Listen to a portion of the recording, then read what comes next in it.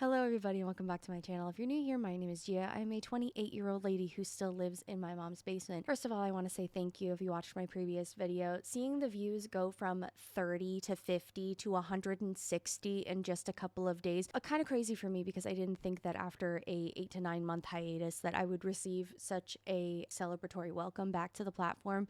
If you found me due to the algorithm or if you came from my Twitter or something, I just want to say thank you so much and I'm glad that you're here now. Today I'd like to do a reading year in review, a reading wrap up, if you will, of both the years 2023 and 2024. I'm going to put them together because I fell off so hard last year that I forgot to do a reading wrap up for 2023 when I actually read 75 books that year. So I decided that we're just going to combine the two and we're going to pretend like it was the same year. I'd also like to go over my goals for 2025, whether that be reading goals or content creation goals. For me personally, the way I keep track of my reading, I use Goodreads and the Storygraph, and then I have all of my spreadsheets on Notion. So I have like a combination of ways that I keep track of my reading. As far as like the statistics of it all, I do use the Storygraph for that. I did not want to pay for a plus subscription. I would love to at some point. So I had to graphic design as my passion, my way towards making custom pie graphs in order to make it look like 2023 and 2024 were the same reading year. So every graph I have made was custom made by me. Before I combined the 2 years, I wanted to talk about them separately. First and foremost, that in 2023, I had a goal of 75 books, and I did read 75 books.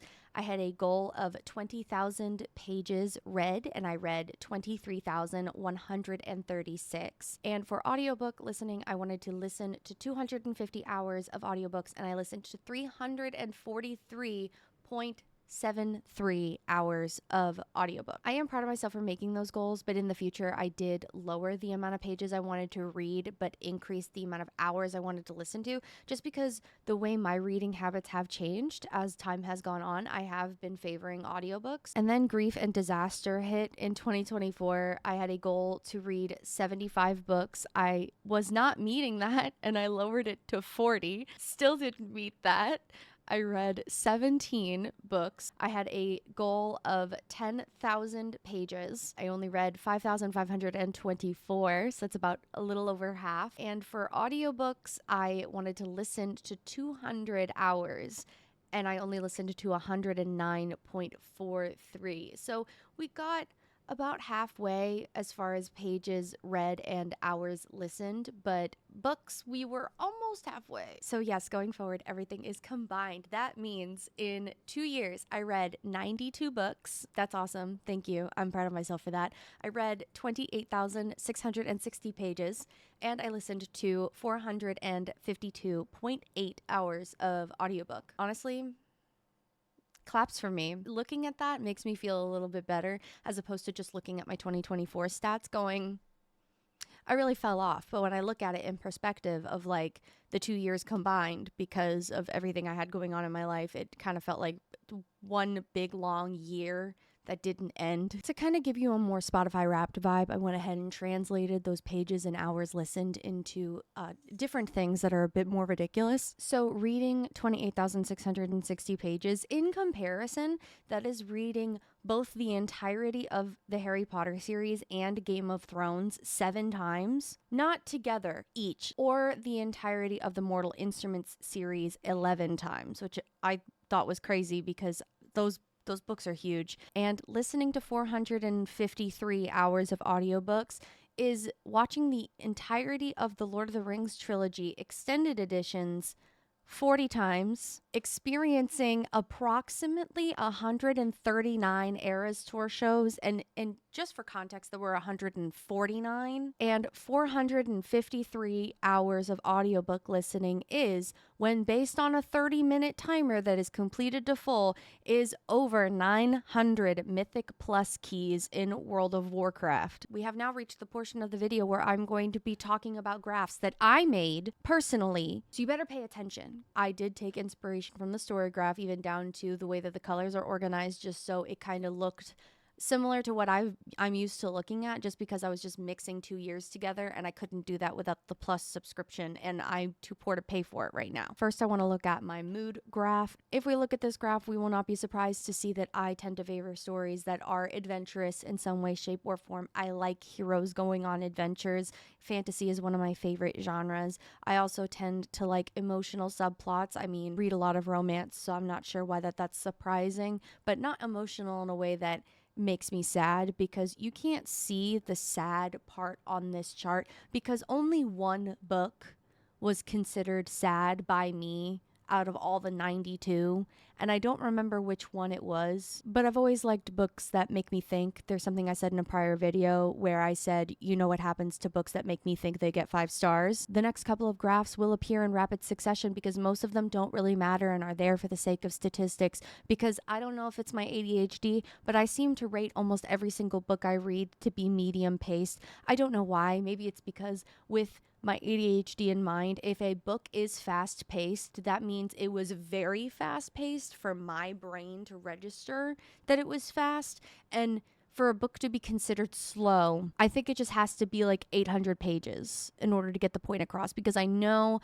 one of the books I considered slow was Between Wrath and Mercy by Jess Wisecup, because I was curious as to what I considered slow. And that was a 5-star read from my year in 2023. I'm actually rereading it right now because the third book finally came out and I wanted to refresh my memory. Next, we have pages length. We have most of them in the 300 to 499 page length. That's like telling me that most songs are between 3 and 5 minutes, because that's just the way that songs are made. Maybe I should just refer to every book I read that's over 500 pages as the 10-minute long Taylor's version of every book that I read ever, just because 500 pages for some people is a lot. 500 for others is very necessary. 500 pages tends to, I think, belong in the fantasy category, just because there's more that you have to talk about, just because the world is not your own. So I find a lot of high fantasy books tend to be more in the 500 page category, but otherwise 300 to 499 seems to be most of my jam. I don't really like short books. They don't tend to grab my attention as often, but sometimes I want to read them because they will get me through. Next, we have audiobook length. Over time, I did start to realize that the books I was favoring were longer than 16 hours,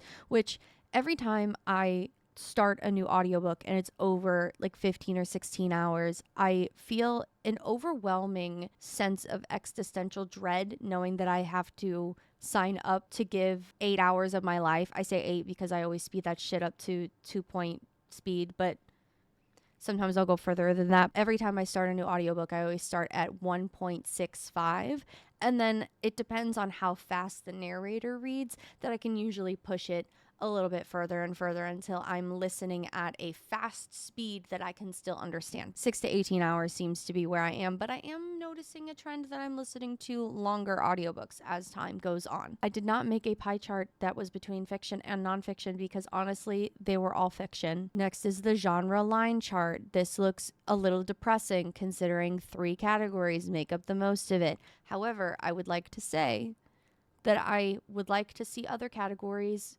bump up that chart a little bit. Let me explain. I would like to see more LGBTQA+. I was trying to make a valiant effort in 2024 to read more LGBTQA+. And when I looked at between the years, I did read more of those in 2024, but I also read like a quarter of what I read the year prior. So an attempt was made. But in the future, I would like to read more books with sapphic romances or LGBTQI+ leads in general. I think I would like to bump up mystery and literary just because I love magical realism, which is already at all the way at the bottom. I think I'd also like to return to historical fiction this year, or at least historical romance. I think that would be a nice return to form because that's what I started reading and reviewing when I first started on this website. So I think that I'd like to maybe read a little bit more historical romance for some escapism this year. Next graph is how I preferred to read my books over the last 2 years. 50 of them are digital ebooks and then followed by audiobooks and print.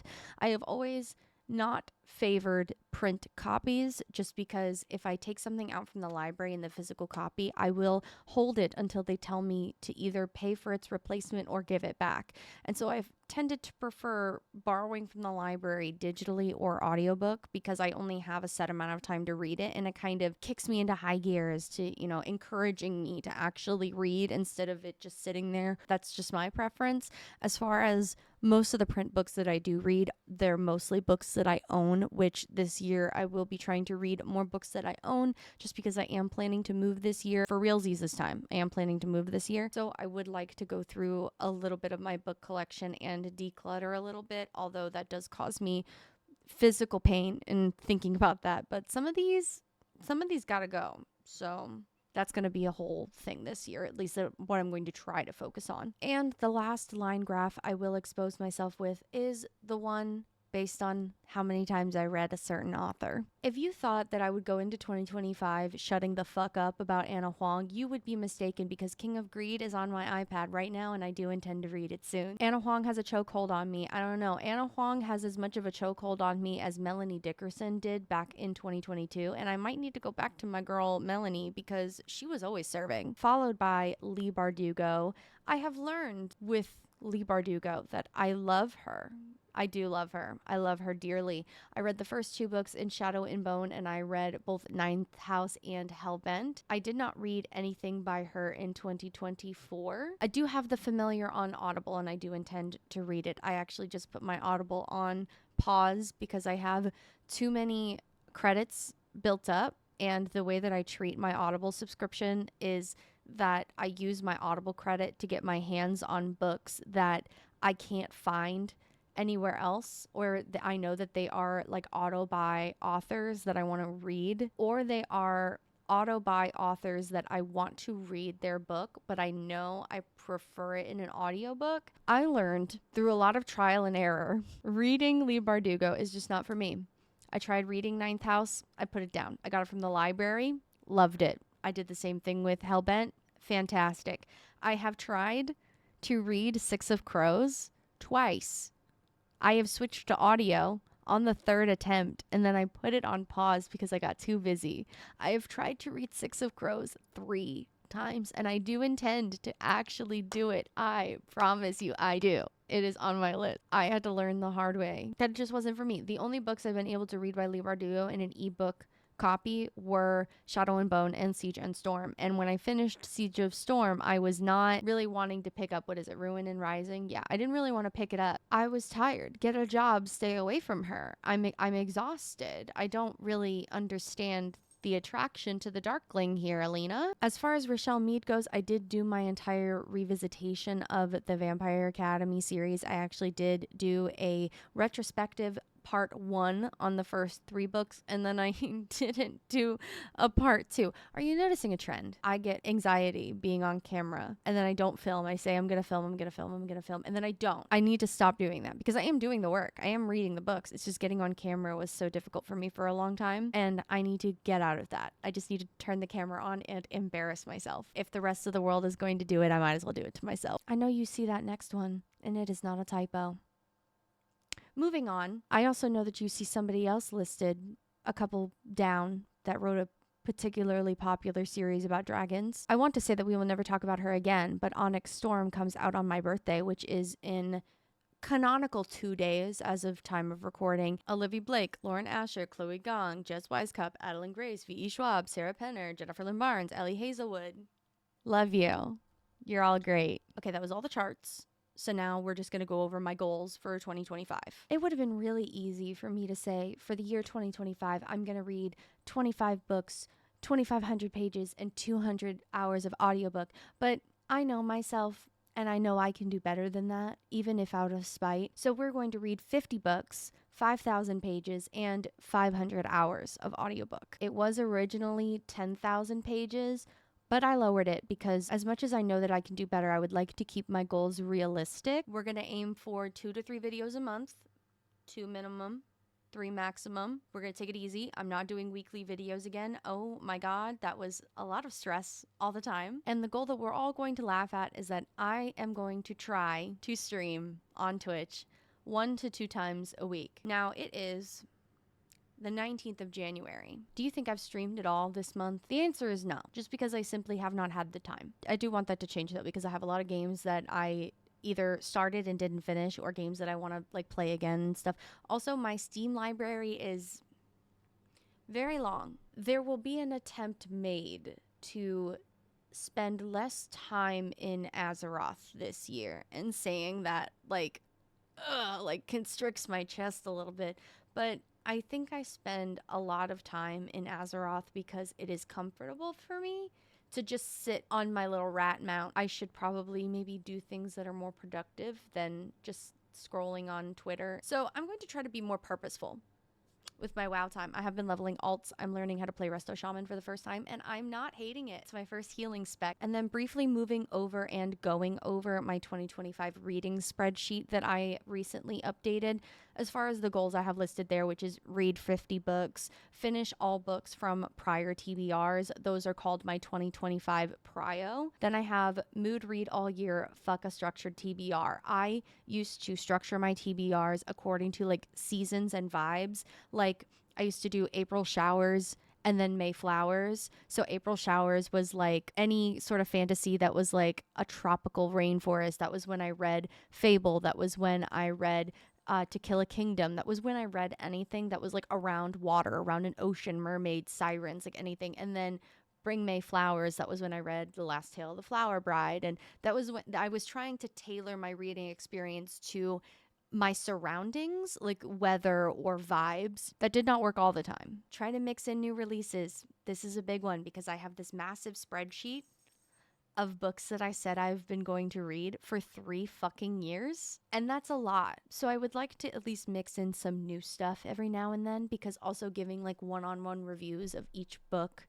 that I read is sometimes a fun time, and also it would be helpful for everybody else, and I'm not just constantly reading books that are 5 to 10 years old because I hadn't gotten to them yet. If the book is bad, DNF it, babe, let it go. If it is bad, send it back to the library. You can make a DNF video. And this last one I just typed out with my little fingies in the last 5 minutes, but it's if you like book 1, read book 2 within a month. Because now I am finding myself in the situation where I haven't read a lot in the last year.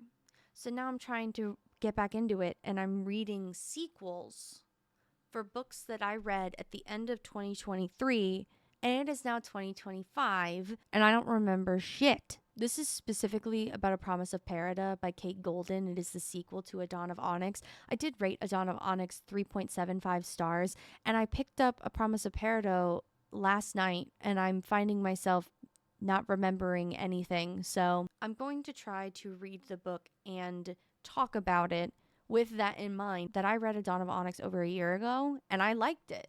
I rated it 3.75. So like, it's not that I hated it. So when I'm reading this book and I'm going like, I don't remember any of these fucking people, I just have to be like, listen, I liked the book before this, so let's think about the book. Let's put 2 and 2 together here so that we don't have to do any rereading. And I'm not going to spoil my reading spreadsheet to you, because honestly, I'm going to be very embarrassed if I don't follow through, and I would like that secret to be kept between me and the people in my life that I choose to tell about how much I'm embarrassing myself by not following through on what I said I was going to do. So I'm going to leave that for me. That's going to be a private accountability problem. I'm not going to make that everybody else's problem. I don't know how many books are on this spreadsheet. This is the spreadsheet that is whatever is left over from what I didn't read in years past, plus like if I picked up a book I really liked and I want to read the sequel and that kind of thing, or recommendations for people. This is like the combination of every book I haven't gotten to yet, plus like everything that I happen to come across every now and then that I'll just add it to there. And I don't know how many are in the list. It's not complete, I could tell you that, but it's about as concise as possible, because I basically went through my Goodreads list through the want to read category, and I picked out the ones that I really wanted to get to this year, which was only like a handful, and I added them to the spreadsheet because this is the list that I'd like to get to, or at least most of what I'd like to get to. That can always change. It can always add something, but That's what I'm trying to get to. And I just decided at the last minute to include this because I think that it is very important to remind everybody that I do not buy books. If I do, I will state that I do, because I only have a limited amount of space in this basement that I've been living in for the past 4 years. I actually scripted and filmed a video about why I don't buy books, and that has since been lost footage. So I might have to re-record and talk about it now after 4 years of living in my mom's basement. But I make a game out of not spending any money on books. It is important to me to not do that. So I use my library. I use Kindle Unlimited, which I understand is still spending money. However, I calculate how much I save based on not buying books. Like if I listen to it in an audio format, I will calculate how much I did not spend based on if I had bought it in an audio format or ebook or physical copy. However I read the book, I want to know how much I would have spent if I had actually bought it. Just to put it in perspective, in 2023, I saved $983.85. And in 2024, I saved $257.05. That is money I would have spent on 92 books had I bought them with my own money. Combined, that is a total of $1,240.90 that I did not spend. 2 years of Kindle Unlimited is $287.76. Still $953.14. Now, I can't really do my Audible off the top of my head because I did change my subscription at some point. I'm on the $17 every 2 months, so that's 17 times 6, which is 102. So even if I did that both times, it's 204. Even if I did Audible the way that I'm doing it now, I would still save $749.14. I love reading so much, and I can't wait to do more of it in years to come. But what makes me extremely happy is knowing how to use my resources wisely. I was a Girl Scout. Anyways, it is all from me. If you got to the end of this video, thank you so much for hanging out with me. If you'd like to find me anywhere else, you can find me on Twitter. That's it. You can find me on Twitter. Remember to leave a like on the video and subscribe to my channel if you liked what you saw here, and I hope you all have a great rest of your day. Bye.